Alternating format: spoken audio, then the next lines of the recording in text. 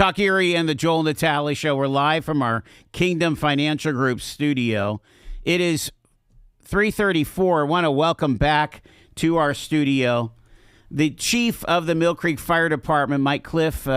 Chief Cliff, good to see you, sir. Appreciate you being on. You as well. Thanks for having me back. It's been a while, and there's been a lot happening with the fire department. Kind of give us that short version of the story of this conversion from a series of volunteer fire departments to a paid professional department here. So sure. So last time I was on, it was right after I got hired, and we were just trying to figure out what we were going to do. We ended up hiring originally 9 full-time firefighters, and we were staffing Westridge and Kearsarge's fire department with 3 firefighters each. And then fast forward, we were blessed to receive a SAFERS grant. We got $5.4 million in a grant that allowed us to hire 15 more full-time firefighters. And then once we hired those firefighters, we had some additional hires that we needed to get as well, just to streamline some of our operations. But that gave us the ability to staff all 4 districts in the township. So we're now staffing in Bell Valley's district. We're staffing Kearsarge Fire Department, Westridge South Station on Sterrettania, and we're staffing Westlake Fire Department. And on a high level, basically, the fire commission, when they decided that they wanted to have a township fire department and a township chief, was they needed help running calls. So right. That's really what our place is with the paid staff is they're the ones that are boots on the ground running the calls. The volunteers are still running with us. Most of the active volunteers are some of their senior leadership. So we're really counting on them to bring in the leadership and incident commanders as these calls happen in the township. But the way that it happens now is Millcreek paid engines are dispatched alongside the volunteers, and we all come as one unit essentially, and try to take care of these emergencies in the township. Help me understand, because I kind of know what happens in the city, but I'm not sure how it happens in Millcreek.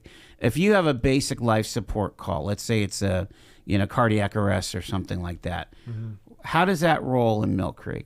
We're doing the same thing. So anything that is a priority 1 call as far as EMS goes. So if it requires an ambulance with lights and siren, our paid staff is also responding as well. And so are you rolling an engine along with the ambulance? Correct. Okay. So one of the things that we implemented when I came on board was we implemented advanced life support, so paramedic engine companies. So in 3 of the 4 districts, every day we have a paramedic on 24 hours a day, 7 days a week.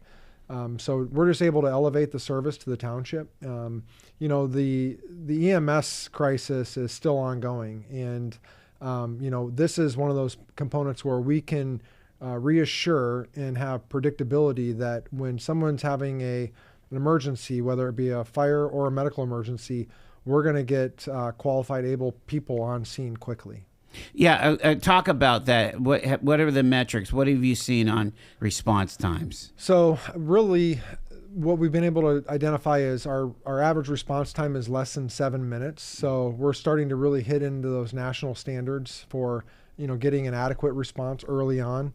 We still have work to do. We're understanding that it's not perfect. The system as we build it, we're trying to work out some of those kinks, but we're seeing really a drastic difference. Prior to the paid staff, you would get somebody, a volunteer showing up, maybe in a fire truck, maybe in their personal vehicle with, 1 or 2 people. And, I think obviously the township and the fire commission realized that that's not an adequate response. And that's why they had to take action. Talk about, again, if you're outside of Millcreek and outside the city, there's a call that goes out, and if the fire department cannot respond, there's a call for mutual aid. How often are your MFD folks having to go for mutual aid outside the township?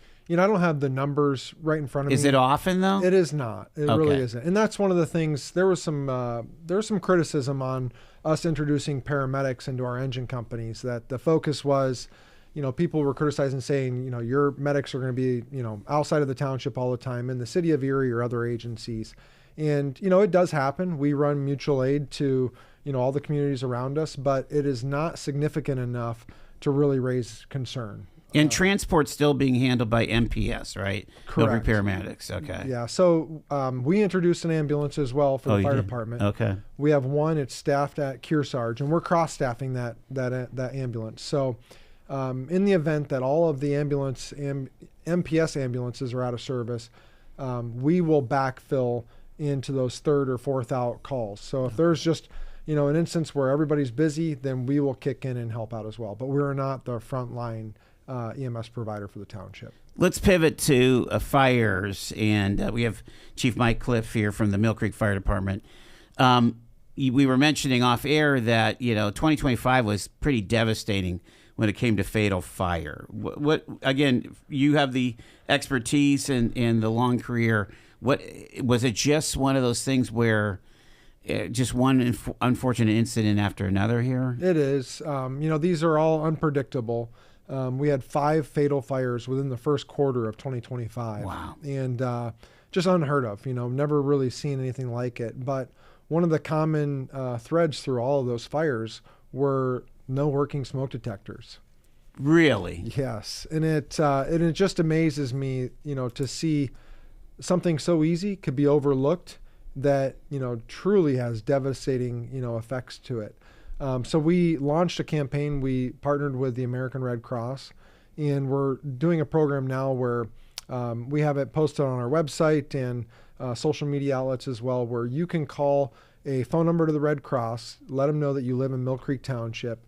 The Red Cross will come out and install smoke detectors for free, and they'll bring your entire house up to code on today's standards. So today's standards of smoke detectors is you should have a smoke detector on every floor of your house and in every sleeping bedroom as well. So regardless of how big or small your house is, the Red Cross comes out, they do an assessment, and they'll install smoke detectors for free. And there's been hundreds of smoke detectors installed since we launched that program, but it's not enough. And the Red Cross launched a program to where they wanted to install over 1 million smoke detectors, and we're trying our best to help them along that goal.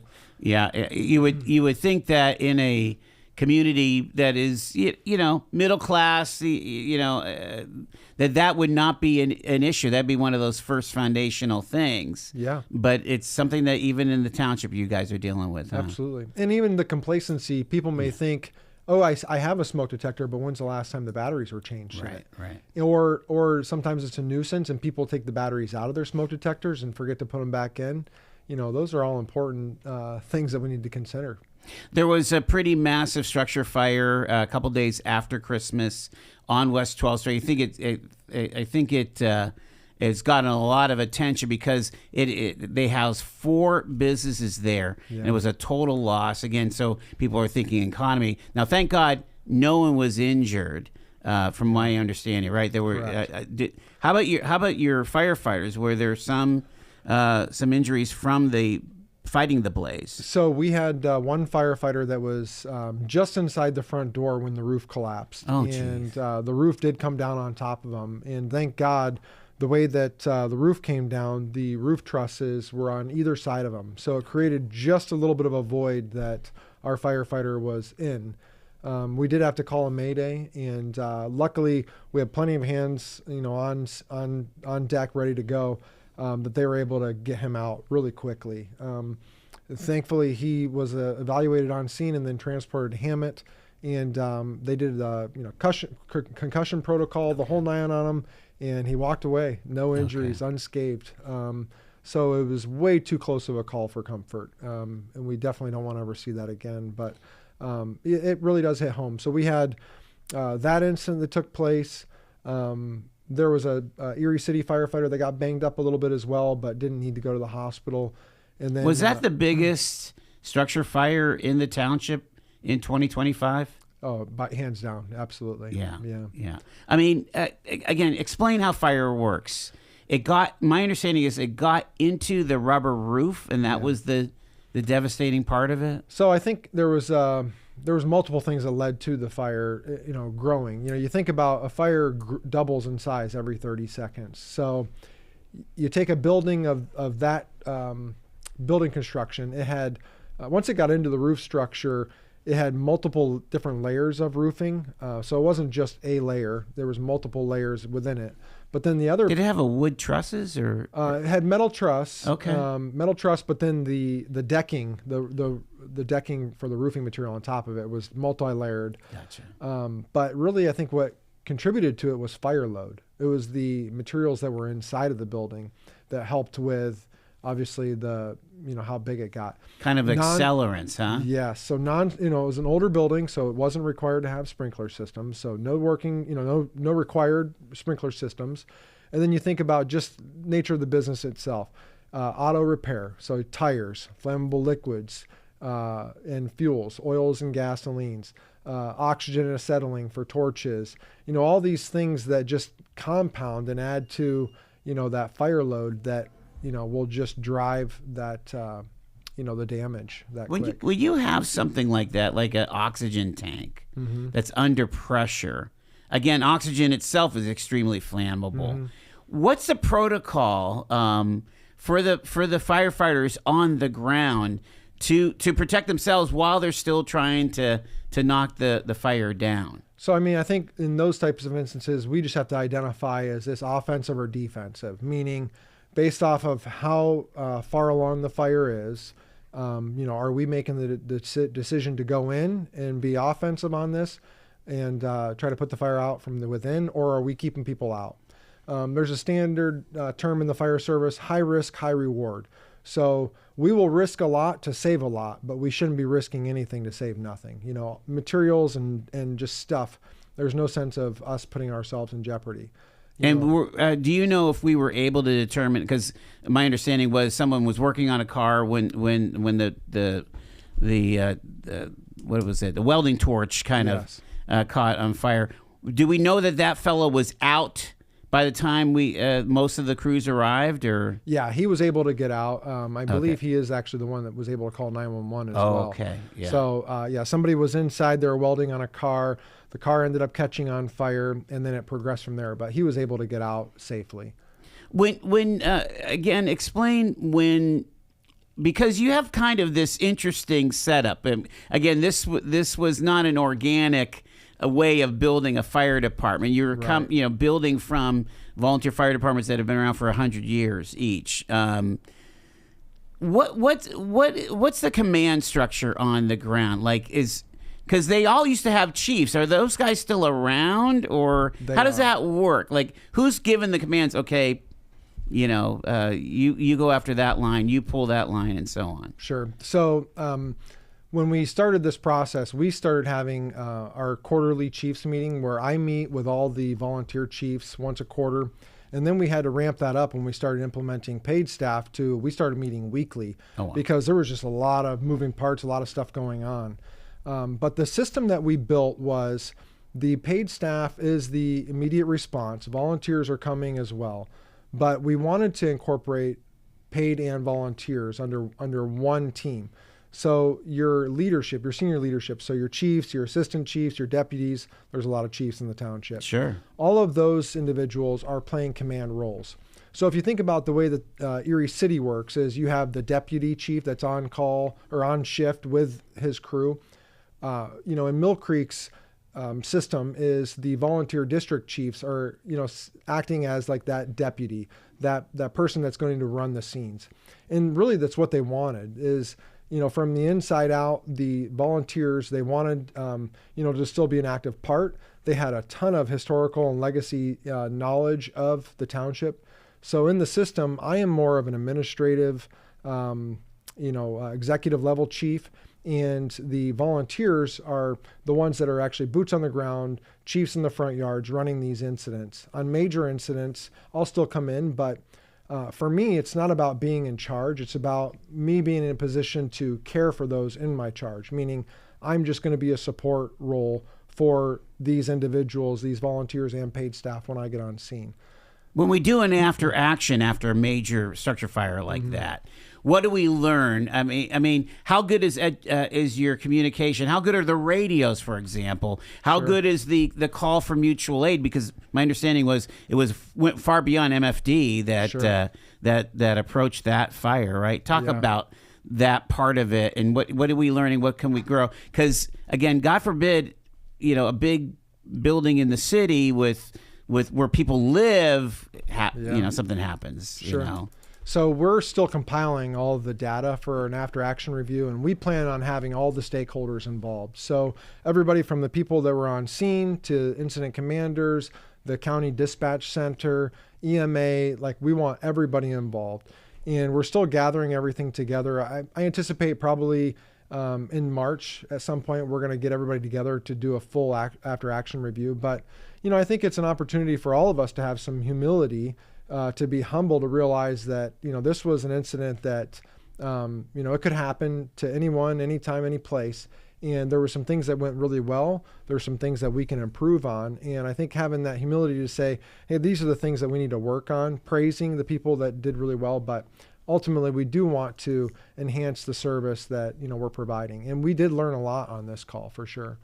You mentioned there were 5 fatal fires in the first quarter, even last year. Mm-hmm. When I think about 2025, we also had drownings. I don't know how much, do you have a scuba team, or is there a boat that's part of your cohort or something like that? Yeah, so we're working with Westlake. So we have staffing at Westlake as well. So Westlake has a Sea Legs. They have a Zodiac boat, and they have, right now, we just made sure that the ice boat was serviced and ready to go. And through the staff that's staffing Westlake Station and the volunteers down there, we're working together to make sure that we're deploying that boat on any water rescue incident. Again, we've been able to elevate because we have people on staff who are also boat operators who are trained and certified. Right now, we're just doing surface water rescue. Yeah. I know the city of Erie still, they have a scuba team. Right. And we've had instances. And do you provide mutual aid that way too? Yeah. Yeah. So there was multiple calls. Along with the Coast Guard. I mean, think about all the folks that come to the water. Sure. Well, the Coast Guard's strapped as well because, you have Erie Station that's covering, all the way almost to Cleveland and up into Buffalo. That's right. And, so there's a huge exposure, on Lake Erie from, the Coast Guard's perspective as well. So, even though we have a station here, it doesn't mean that the Coast Guard isn't out to some other incident, across the water. So it's important for us to be, ready. Does the boat, the fishing boat or the... Yeah, there's fishing boat as well. I mean, they can respond to emergency calls? Okay. Yeah. So again, it's kind of, we're all in this together, isn't it? It is. Yeah. We all have to work together. And I think it shows when we have these incidents that it takes everybody, just one person can't provide that service. So we do all have to work together. What would you want to tell, again, the Millcreek taxpayer about how this I mean, this is a big deal experiment, right? Yeah. I mean, we're having different supervisors based on some of these votes, including the vote for the fire department. What would you say to the Millcreek taxpayer of how this is going? So I think ultimately this is a new system, and it's a hybrid model. And people are very concerned because they want to maintain that volunteer fire department conservative, approach to fire protection. And, it's a hybrid model, meaning that we don't want to go completely to all paid. We want to enhance our service. We want to engage with volunteers who are still able and willing and wanting to be involved with this process. And, ultimately, we're building something that typically doesn't happen. So some of the scarcity mindsets, I think, has been a little bit disappointing when you hear people talking about people wanting to induce panic and people to have the perception of, that you're not protected. And it couldn't be further from the truth. We are in a better position now in this short little 3 years that I've been here that the township's ever been in. Maybe 20 years ago when they had, 50 volunteers active at every station, was, a really good response. But, we're only talking about a handful of people that are still active and dedicated to responding to calls within the township that are volunteers. So I think that it's not to, we don't want to criticize, we don't want to undermine anything. I think it's a matter of we want to, bring the volunteers into the Millcreek Fire Department. We did a strategic plan where the number one strategic initiative is that we need to increase the communication across the board. It's always an issue. And number two is we need to institute a full merger, meaning right now as a hybrid model, we need to all become one fire department. So you take all 4 volunteer departments, merge it into a municipal department, and we're all under one team. And once that happens, I think we'll be able to simmer down some of the pulls of them versus us. Yeah. At the end of the day, I think as long as everybody is making decisions that's based for the community and the best interest of the community and not what's best for me as myself or my department, again, lower our pride, understand like what is our mission here? We're trying to, provide a service to the community, and how do we best do that? I think that's the biggest thing is number one is providing that highest level of service. Number two, and for the lowest possible cost, right? We can't start with how do we provide the cheapest service, right? Because it's not going to be the best. No. Yeah, so I think those are some of the concerns, financial and realizing that, we're not trying to, take away the identity of the volunteers. Sure. We really want to embrace them and lean on them to mold this next generation of firefighters. Yeah, we need to get a lot more young people involved in the whole thing. Chief Mike Cliff from the Millcreek Fire Department, thanks for taking the time, sir. Thanks for having me. You got it. It is 4 minutes in front of news here on the top of the hour.